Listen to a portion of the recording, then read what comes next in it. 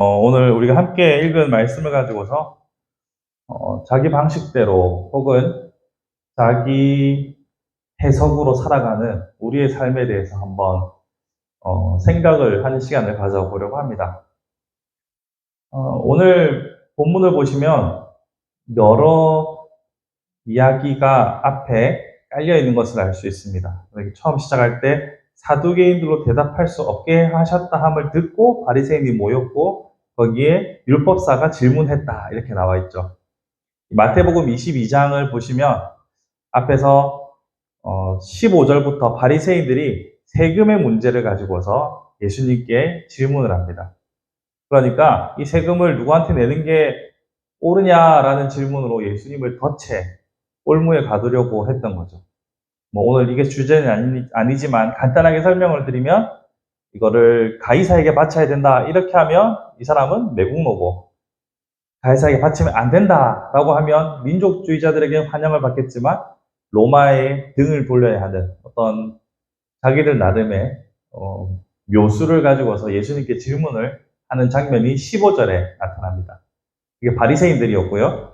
또 23절에 보시면 사두개인들이 부활에 관하여 질문을 하게 됩니다. 그리고 그거에 대해서 또 답이 막히자 오늘 본문에서는 이번엔 율법사가 예수님을 찾아와서 어느 계명이 가장 큰 계명입니까? 라고 묻게 되는 것이죠. 이렇게 여러 종류, 여러 부류의 무리와 집단이 나타나는 것을 볼 수 있는데요.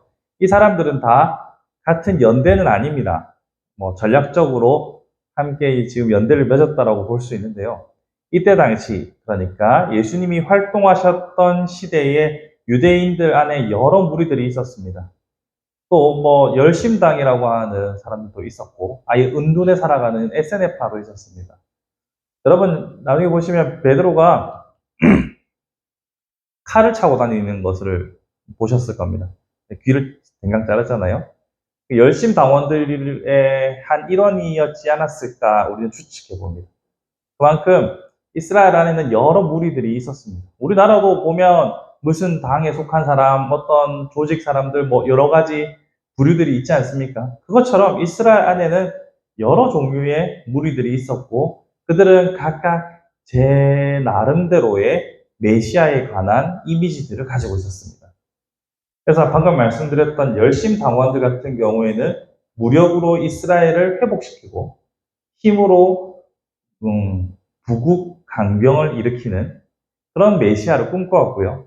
SNF파 같은 사람들은 완전히 신의 재림으로 뒤집어져서 이 땅이 평정이 되는 그런 메시아상을 꿈꿔왔고 각각 메시아상이 다 달랐습니다.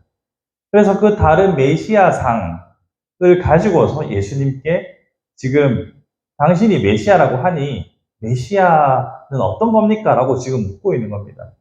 바리새인들은 매우 정치적인 사람들이다 보니 이 세금의 문제를 가지고서 어느 편에 속해 있느냐라고 물었던 것이기도 하고요. 이처럼 각각 사람들은 자신이 가지고 있는 그리고 자신이 생각하는 메시아에 대한 이미지가 사람마다 조금씩 다르게 천차만별이라고 생각합니다. 좀 더 쉽게 말하면 각자 신은 어떠해야 한다라는 것에 대한 생각은 사람마다 다 다른 것이죠. 그리고 교회 안에서도 하나님에 대한 이해는 사람의 숫자만큼 각각 다 다르다고 볼 수 있습니다. 그래서 예전에 제가 대화 중에 아주 충격적이면서도 설득력 있게 들었던 말 중에 하나가 교회 안에 같이 모여있지만 내가 믿는 하나님과 저 사람이 믿는 하나님은 다를 수도 있다. 이 말을 저는 아주 진지하고 심각하게 받아들이기도 했었습니다. 물론 비슷하게 계속해서 말씀을 기초로 해서 맞춰가야 하는 것은 맞습니다만 잘 생각해 보시면 내가 믿는 하나님과 나의 다른 동지 신앙인들이 가지고 있는 하나님에 대한 인식은 완전히 일치하진 않을 거예요. 그런 의미에서 과연 성경은 메시아는 어떤 분인가, 하나님은 어떤 분인가에 대해서 설명하는 것에 귀를 기울여야 합니다. 그래서 오늘 본문을 보시면 율법사가 어느 율법이 가장 큽니까? 이 말은 하나님이 가장 중점적으로 생각하시는 것은 뭘까요? 라는 질문으로도 바꿀 수 있죠. 하나님이 가장 관심이고 가장 중심적으로 생각하는 것은 뭡니까? 라는 질문에 예수님께서는 신명기 말씀을 가져오셔서 하나님을 사랑하고 또한 내 이웃을 사랑하라. 어느 만큼? 목숨을 다할 만큼. 이것을 말씀하시는 거죠. 이렇게 말씀하실 때 우리는 한편으로는 익숙한 말씀이라서 아멘 하고 넘어갈 수도 있지만 또 한편으로는 여러 가지 생각이 들 수가 있습니다. 왜 그러냐면 앞에 제가 말씀드렸던 것처럼 각자가 생각하는 하나님에 대한 표상이 다르잖아요. 그러니까 이 사랑 말고도 하나님께서 하셨으면 하는, 하나님께서 이루셨으면 하는 나라의 모습들이 있는 거예요. 단적인 예로 공평과 정의의 하나님에 대해서 생각이 많은 사람일 경우에는 이 대답으로 만족하지 못합니다. 대표적인 게 저죠. 제가 이번 한 주 동안 고민했던 문제가 바로 이런 거였습니다.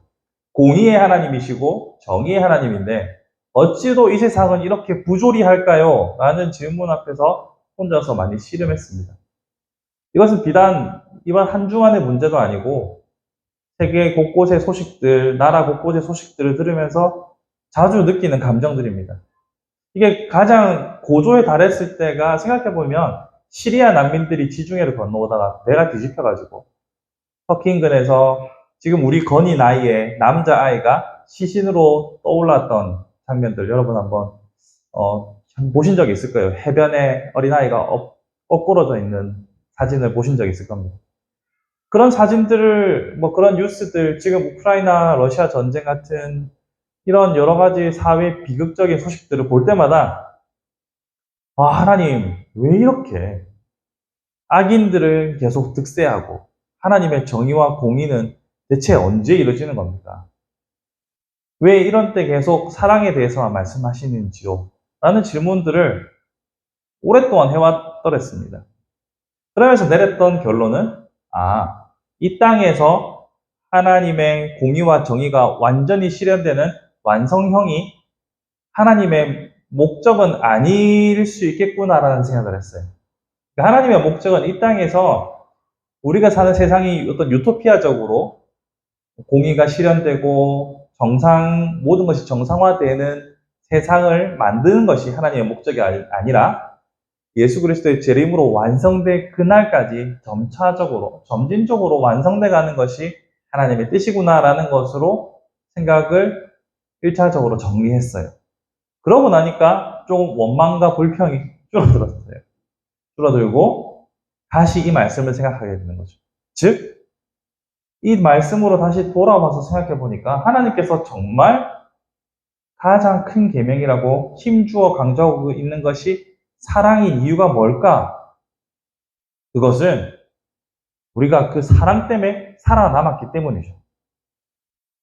여러분, 우리는 구원을 받았고 우리는 예수 그리스도를 주로 영접하여서 천국의 약속을 받았죠. 근데 여기에 우리의 공로가 있습니까? 우리의 공로는 1도 없습니다. 하나님께서 믿게 해주셨고 하나님께서 사랑해서 택해줬기 때문에 믿은 거죠. 그러면 저 악인들이라고 생각하는 그 사람들과 우리의 차이는 뭘까요? 우리의 마음과 행실과 어떤 거에서 차이가 나는 게 아니라 하나님의 은혜로, 즉 사랑 때문에 차이가 발생한 것일 뿐인 겁니다. 즉 제가 악인들을 향하여서 분노했던 마음속을 가만히 생각해 보니까 나는 그들과 같지 않다. 나는 저 따위 부류들과는 다르다라고 생각하는 것이 제 마음속에 있더라고요. 그러니까 저 악인들은 하나님 저렇게 살면 안 되지 않습니까? 계속 이 땅에서 코로 숨쉬고 살면 안 되지 않습니까? 라고 하는 저의 마음 밑바닥에는 나는 저들과 다르다였습니다. 그런데 하나님의 구원 계획 안에서 나 자신을 보니까 나는 저들과 다르지 않다라는 결론이 나왔어요. 다르지 않기 때문에 하나님의 사랑과 은혜가 아니고서는 존재할 수 없는 자고 그렇게 사랑을 받은 자로서 사랑하라고 말씀하시는 말씀 앞에서 우리는 순종할 수밖에 없는 자들이라는 거죠. 그것이 가장 중요하고 큰 계명이고 하나님께서 그리는 큰 그림에는 공의와 정의도 당연히 실행되어야 하겠지만 그것이 사랑이라는 큰 물줄기 안에서 완성되기를 원하시는 거죠. 그런 의미에서 세상을 바라보며 우리가 때로는 뉴스를 보면서 통탄하고 가슴을 치고 같이 슬퍼하고 아파하지만 그 원수 가품을 향하여서 우리가 답답함을 호소하기보다 그렇게 아픔이 있는 자리들, 아픔이 있는 세상 속에서 나는 어떻게 사랑의 사람으로 살 것인가? 그것을 고민하는 것이 오늘 예수 그리스도께서 율법사야를 통해서 우리에게 말씀하시는 내용이라고 생각합니다. 즉, 다른 너희들이 생각하는 신의 모습, 신의 요구사항들 여러 가지가 있겠지만 나는 네가 사랑을 실천하는 사람이길 원한다. 사랑을 가장 중요한 가치를 두고 살아가길 원한다. 그 음성을 들을 수 있는 저와 여러분이 되었으면 좋겠습니다. 저희 한 주를 생각해보면 이게 화요일부터인가 엄청 고민을 많이 했었어요. 왜 하나님께서 세계의 열강의 지도자라고 하는 사람들 꿈에 3번만 나타나 주셔도 쟤들이 행동을 바꿀 텐데 꿈에 나타나서 딴 말 안 하고 응 하지마, 둘째 날 또 꿈에 응 하지마, 세 번째 꿈에 나서 응 하지마 이렇게 하면 걔들이 무서워서 하겠어요? 핵실험이든 뭐든 전쟁이든 하나님 그거 어렵지 않잖아요. 하시면 되잖아요. 이런 생각이 많이 들었어요. 왜 안 하실까? 하나님께서 요구하시는 것은 사랑으로 사랑을 계속 심고 뿌리고 확장해 나가는 그 사랑 안에서 그리스도의 하나님의 샬롬이 이루어지는 세상을 바라시는 것이 아닐까 생각해 봤습니다. 완성된 샬롬은 재림 이후에 우리 죽음 이후에 완성될 것이고 이 땅에서는 괴롭지만 너의 주어진 상황 속에서 사랑을 실천하며 샬롬을 경험해 보렴. 이것이 하나님께서 우리에게 던지는 숙제라고 생각합니다. 여러분 한 주 어떻게 살아오셨고 또 어떤 한 주를 맞이하실지요. 이 한 주 동안 샬롬을 경험해 보시기 바랍니다. 상황은 답답하고 정말 속에 천불이 나고 미치겠지만 그 안에서 어떤 기적적인 변화로 삶이 전환되는 것이 아니라 사랑으로 삶을 훈련하고 연습해 나가는 것. 그 사랑이 하나님 사랑 또한 이웃 사랑이라고 하였으니 나와 다 있는 모든 이들에게 사랑으로 사랑을 실천해 볼 수 있는 멋진 한 주간이 되기를 주님의 이름으로 축복합니다.